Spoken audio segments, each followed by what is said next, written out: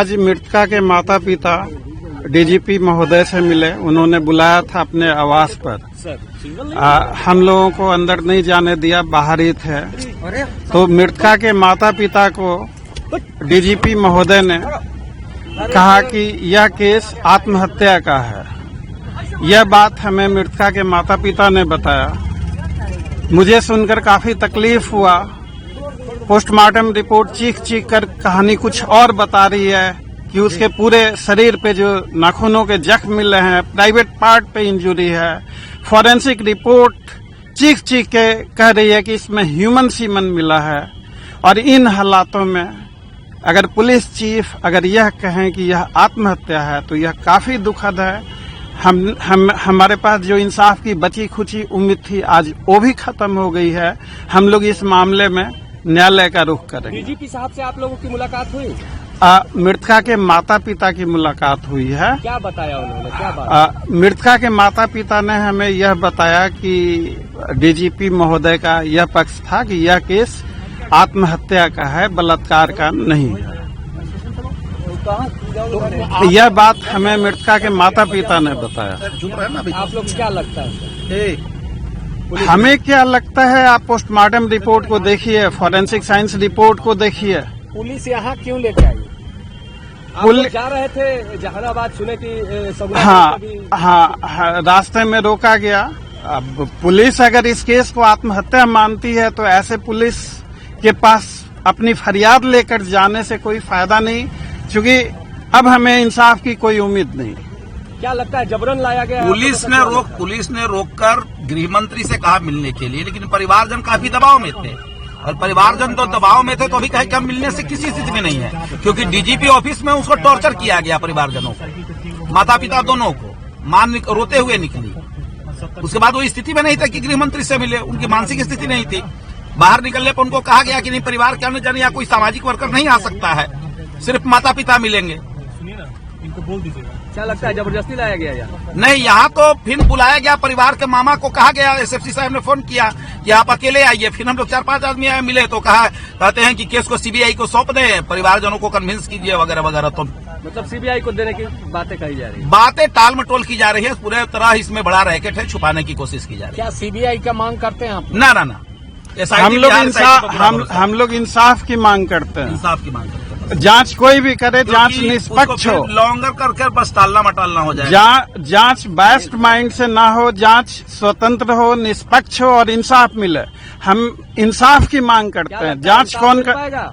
इन हालातों में अभी तक जो इंसाफ की उम्मीदें थी वो सारी की सारी ध्वस्त हो गई।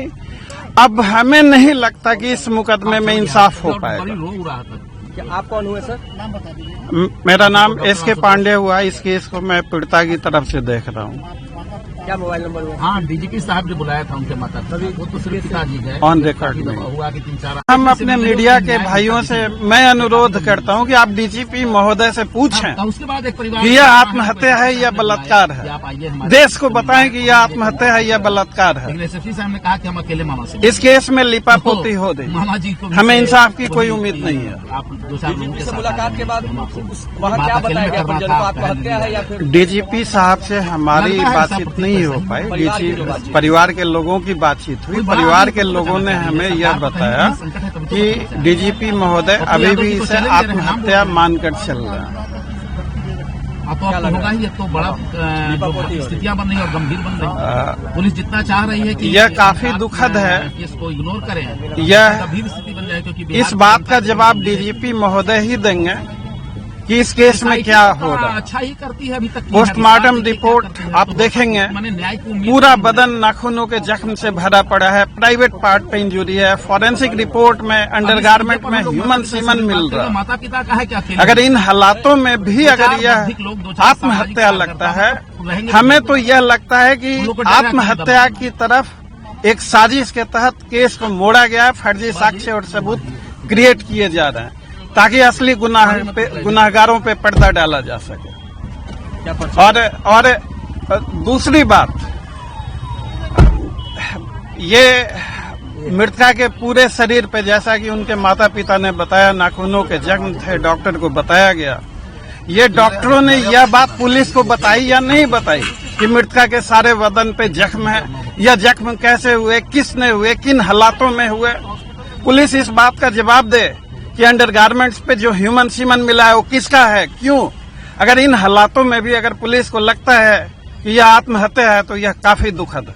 ये लगातार डीएसपी मैडम का कॉल आ रहा था कि आप सुभाष जल्दी आओ, तुम समझने वाले हो। हम बोले मैम से हम बोले कि हम देखिए 3-4 को आएंगे, तो बोला गया कि हाँ ठीक है आप आओ, चारों से अंदर हम मिलेंगे।